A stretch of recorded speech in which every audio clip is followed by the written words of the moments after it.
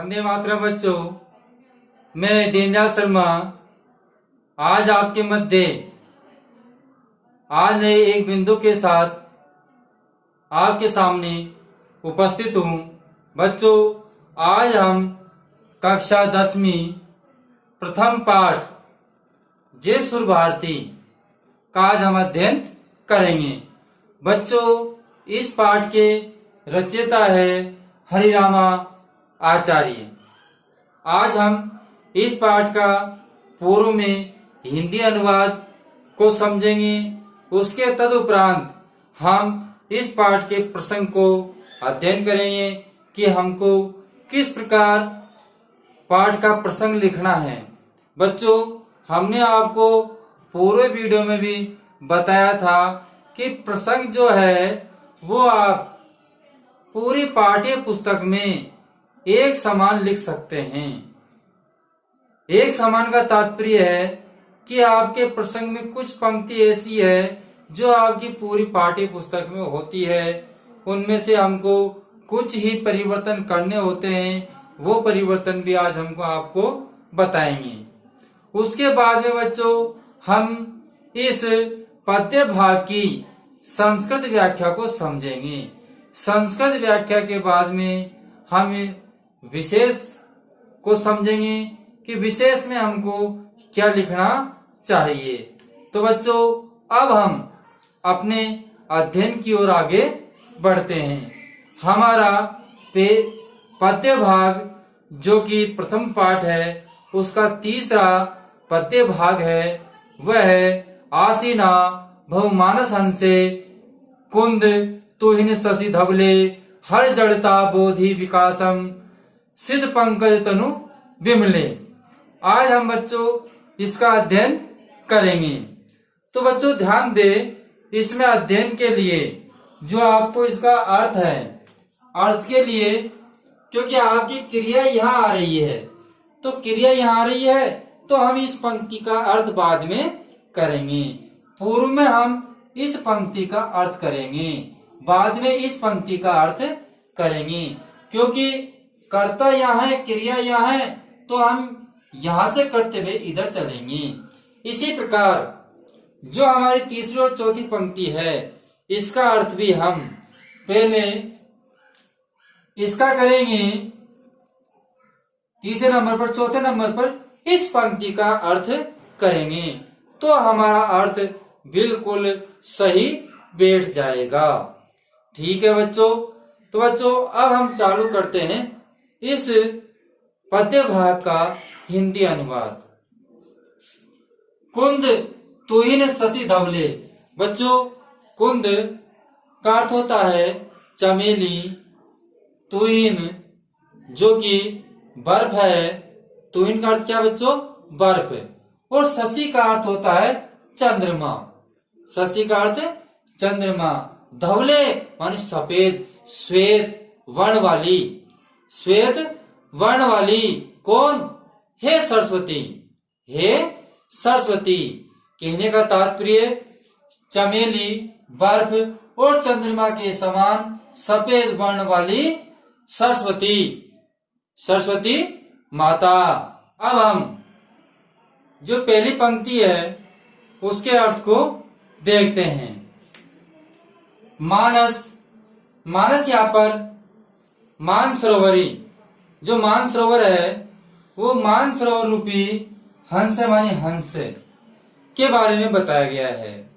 कहने का तात्पर्य है कि जो माँ शारदा है, माँ सरस्वती है, वो मानसरोवरी हंस पर क्या हो? आसीना माने आसीन हो या विराजमान भव मानी होवे, विराजमान होवे। तो हम कह सकते हैं कि मानसरोवर के हंस पर, अर्थात मेरे मानस रूपी हंस पर क्या हो? आप विराजमान हो। कौन कह रहा है बच्चों इसको? जो कवि रचयिता हरिरामा आचार्य है वह कह रहे हैं कि अथवा मेरे जो मानस रूपी हंस है उस पर आप विराजमान होवे। इसी प्रकार हम अब अगली पंक्ति पर चलते हैं। वो अपने जो अंतिम पंक्ति है, अंतिम पंक्ति का पहले हम अर्थ देखेंगे। तो सुनिए, सित पंकज तनु विमले। तो सित का अर्थ होता है बच्चों श्वेत। श्वेत क्या? पंकज यानी कमल के समान, सफेद कमल के समान क्या हो? तनु विमले, मतलब कि कह सकते हैं कि समान सुंदर। और विमले का मतलब होता है पवित्र। मतलब कि हम एक साथ बताते हैं कि श्वेत कमल के समान सुंदर व पवित्र हे सरस्वती, हे सरस्वती माता, हे सरस्वती माता। कैसी सरस्वती माता बच्चों? जो श्वेत कमल के समान सुंदर एवं क्या है? पवित्र है। ऐसी सरस्वती माता क्या करे? हर जड़ता, हर मानी हर ले, नष्ट कर दे। जड़ता मानी अज्ञानता को, मतलब अज्ञानता को हर ले, अज्ञान को दूर कर दे। और बोधि विकासम, और किसका विकास कर दे? ज्ञान का विकास करो। और किसका विकास करो बच्चों? ज्ञान का विकास करो। अब हम इसका अर्थ एक बार पुनः सुनते हैं। हमने आपको इसका जो हिंदी अनुवाद है, आप प्ले लिस्ट में जाकर देख सकते हैं। हमने पूरा हिंदी अनुवाद आपको श्यामपट पे लिखाया भी था, समझाया भी था। लेकिन आज हम संस्कृत व्याख्या करवा रहे हैं, तो उससे पूर्व एक बार हिंदी अनुवाद पे भी चर्चा करना आवश्यक है। तो बच्चों, अब ध्यान से आपको एक साथ हिंदी अर्थ सुनना है। दूसरी पंक्ति से हम इसका अर्थ शुरू कर रहे हैं। दूसरी पंक्ति, पहली पंक्ति, चौथी पंक्ति और तीसरी पंक्ति। तो चमेली, कुंदमान चमेली, चमेली बर्फ व चंद्रमा के समान, चमेली बर्फ व चंद्रमा के समान ध्वनि सफेद। हे सरस्वती, मानस हंसे, माने मान सरोवर के हंस पर, मान सरोवर के हंस पर, अथवा मेरे मानस रूपी हंस पर होवे। उसके बाद में हम कह सकते हैं कि सिद्ध पंकज तनु विमले। सिद्ध होता है सफेद, पंकज मानी कमल के समान, सुंदर व पवित्र है, सुंदर व पवित्र है। हे सरस्वती, हर जड़ताम, मतलब कि जड़ताम होता है अज्ञानता को, हर माने हरे, अज्ञानता को हरने वाली, अज्ञानता को नष्ट करने वाली, तथा बोधि विकासम, बोधि विकासम का होता है ज्ञान का विकास करने वाली। ऐसी सरस्वती माता की हरिराम आचार्य वंदना कर रहे हैं। अब बच्चों, हम समझते हैं प्रसंग। आज का जो हमारा विषय था वो विषय संस्कृत व्याख्या का था, लेकिन उससे पूर्व हमने आपको चर्चा की इस पद्य भाग के हिंदी अनुवाद की। हम अब इसका प्रसंग पर चलते हैं। जैसे कि प्रस्तुत पद्यस्य अस्माकं पाठ्य पुस्तकस्य स्पंदना इतस्य। मैंने आपसे कहा बच्चों, जो ये पंक्ति मैंने यहां तक आपको बताई, यह आपके पूरी किताब के अंतर्गत ही आएगी, क्योंकि आपका जो प्रस्तुत पद है वो हमारी पाठ्य पुस्तक स्पंदना से ही लिया गया है। अब हम प्रत्येक पाठ में खा परिवर्तन करेंगे, वो आपको ध्यान देना है। इतस्य, अब यहाँ पर जो हमारा पाठ है वो पाठ का नाम लिख देंगे। जैसे हमारा ये पाठ है सुर, क्या पाठ है? जय सुर भारती। इसी प्रकार चौथा पाठ हमने अध्ययन करवाया था, वो था स्वराष्ट्र गौरवम। तो जैसा भी पाठ है वैसा पाठ का हमको यहाँ पर अर्थ नाम लिखना है। तो बच्चों, हमारा पाठ है जय सुर भारती, जय सुर भारती इति, जय सुर भारती इति शीर्षक पाठास उद्धरतम। तो ठीक है बच्चों, इसमें यहां तक कोई दिक्कत नहीं है, क्योंकि आपको जब आप जिस पद्य भाग का अर्थ कर रहे हो तो निश्चित है कि आपको उस पाठ का नाम भी याद होगा। इसी प्रकार मूलतः पाठोयम, मूलतः इस पाठ के अंतर्गत जो विरचिता है, जो इस पाठ को रचने वाला है, वह कौन है? मैंने आपको लेखक बताया था, हरिरामा आचार्य। कौन था बच्चों? हरि रामाचार्यन। हरिरामा आचार्य विरचिता सरस्वती वंदनाया संकलित है। क्योंकि हमने आपको बताया था कि इस पाठ में हरिरामा आचार्य क्या कर रहे हैं? सरस्वती की वंदना कर रहे हैं। जो हमारे चारों पद्य भाग हैं वो पूरे सरस्वती की वंदना के ही हैं। तो इसमें आपको कोई भूलने की, कोई विशेष चीज लिखने की आवश्यकता नहीं है। इसलिए आपको अगर ये एक प्रसंग याद है तो आप पूरे पाठ का प्रसंग अच्छी तरह याद कर सकते हैं। अब आगे चलिए। अस्मिन् पद्ये, इस पद्य में कवि, इस पद्य में कवि क्या बताता है उसको लिखते हैं हम। तो इस पद्य में कवि सरस्वती वंदनाएं कोरवन क्या करता है बच्चों?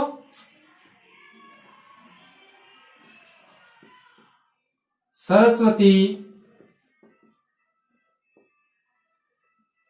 वंदना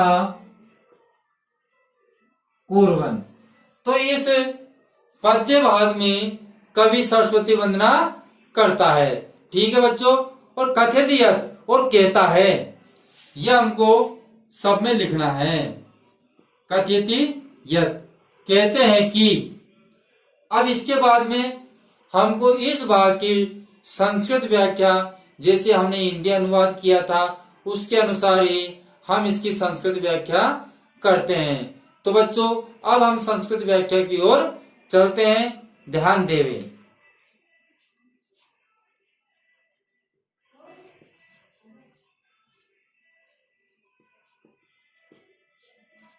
तो बच्चों हमने जो दूसरी पंक्ति है यहां से हमने अर्थ किया था। तो हम कह सकते हैं, हे कुंद, हे कुंद। ठीक है बच्चों। तुहिन मानी मैंने आपको बताया था बर्फ। तो हम कह सकते हैं हिम। क्या कह सकते हैं बच्चों? हिम। इसी प्रकार हमने आगे बताया था शशि। शशि का अर्थ क्या बताया था? चंद्रमा। तो चंद्रवते, चंद्रवते मतलब चंद्रमा के समान। शुभ्र है मानी श्वेत। शुभ्र मानी श्वेत।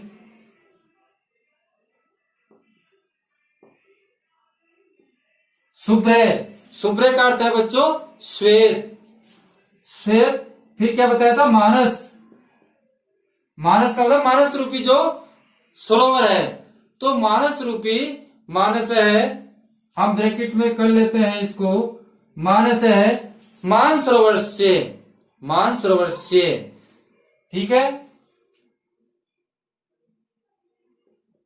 मानसरोवर से।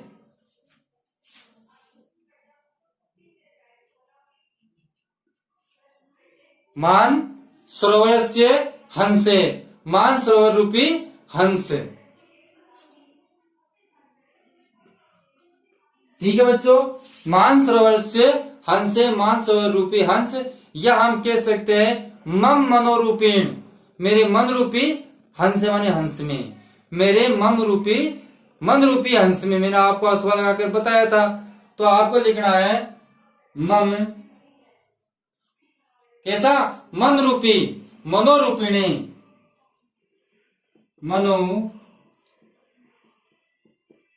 मनोरूपिणी मतलब कि मन रूपी, मनोरूपिणी का अर्थ क्या होता है बच्चों? मनोरूपी। हंस मानी हंस, मनोरूपी हंसे, मनोरूपी हंसे। वाह उपाविष्टा, उपाविष्टा क्या बच्चों? उपाविष्टा मानी विराजमान है। होवे, होवे को हमने क्या बताया? भव। उपाविष्टा भव में मानसरोवर रूप में क्या है? मानस रूपी हंस में, मानस रूपी मन में वो क्या है, विराजमान है। अब हम आते हैं नीचे की चौथी पंक्ति पर। ठीक है बच्चों, तो श्वेत कमल है, श्वेत कमलवत है, श्वेत कमलवत है मतलब श्वेत कमल के समान, श्वेत कमल के समान। रमया, श्वेत कमल के समान रमया पवित्रा, रमया पवित्रा। ठीक है बच्चों, रमया पवित्रा च, च। अब च के बाद हम क्या लिखेंगे, हे सरस्वती, संबोधन लगा के, हे सरस्वती, हे सरस्वती। बच्चों जब संबोधन चिन्ह आता है तो मात्रा कौन सी आती है, छोटी मात्रा आती है। तो हे सरस्वती, हे सरस्वती मम मन मेरे, किसको, मंदताम, मंदताम दूरी करो, मंदताम दूरी करो मतलब कि जड़ता को दूर करो, जड़ता को दूर करो। तो हम लिख सकते हैं मंदताम दूरी कुरु, मंदताम दूरी कुरु ज्ञानस्य, ज्ञानस्य विकासम, ज्ञानस्य विकासम च कुरु, च कुरु। ठीक है बच्चों, तो इस प्रकार हुई हमारी संस्कृत व्याख्यान। अब हम विशेष की ओर चलते हैं। तो हमारा जो विशेष है उसमें हमको कुछ ज्यादा विशेष नहीं लिखना है, जो हमने हिंदी अनुवाद में पढ़ा, जो हमने संस्कृत व्याख्या में पढ़ा, उसको ही यहाँ लिखना है। अब विशेष में क्या है कि जो कवि है, कवि ने विविध रूपों से सरस्वती के जो धवल रूप है, श्वेत रूप है, उसका यहाँ पर वर्णन किया है, तथा मंदता जो जड़ता है, उस जड़ता को दूर करके ज्ञान प्राप्ति की कामना की गई है। ये इसका विशेष है। ठीक है बच्चों, तो अब हम विशेष लिखते हैं। तो विशेष में लिखिए, अत्र है कविना, यह कवि ने विविध, विविध मानी अलग अलग, अनेक प्रकार से, उपमाने, विविध उपमाने अनेक प्रकारों से, सरस्वत्या,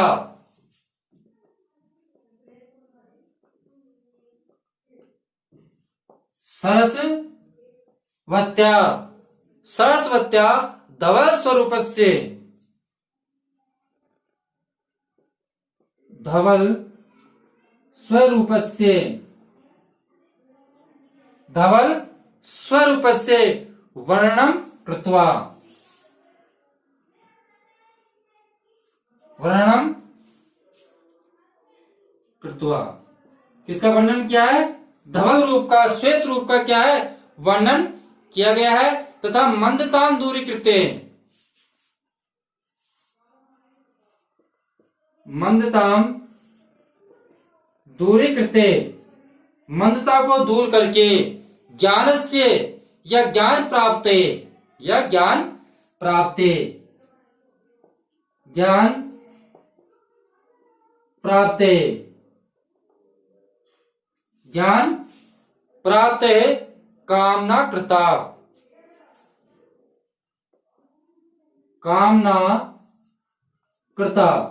तो बच्चों इस प्रकार हमको विशेष लिखना है। संस्कृत व्याख्या में कोई विशेष बात नहीं है। जैसा आपने हिंदी अनुवाद किया था तो उस हिंदी अनुवाद के अनुसार ही मैंने जैसे कि आपको बताया कि पहले इस पंक्ति का, फिर इस पंक्ति का, फिर इसका, फिर इसका। तो इस प्रकार आपको संस्कृत व्याख्या में भी जैसा कि आपको मैंने हिंदी अनुवाद बताया था, तो हिंदी अनुवाद के अनुसार ही आपको संस्कृत व्याख्या लिखनी है। और विशेष के अंतर्गत जो आपको पूरे पद्य भाग में बताया गया है उस पद्य भाग की विशेषता बतानी है। इस पद्य भाग में दो बात मेन बताई गई है। पहले तो उसके जो श्वेत वर्ण है, जो श्वेत है, श्वेत रूप है, उसका विभिन्न प्रकार से उन्होंने वर्णन किया वो बताया है। और दूसरे के पंक्ति में बताया गया है कि वो जड़ता को हरने वाली तथा ज्ञान प्राप्ति को प्रदान करने वाली इस प्रकार की मां शारदा सरस्वती है। बच्चों, एक बार आप शाम पर से स्क्रीनशॉट ले सकते हैं जिसे कि आप अपनी उत्तर पुस्तिका में उतार सकें। अब हम आपसे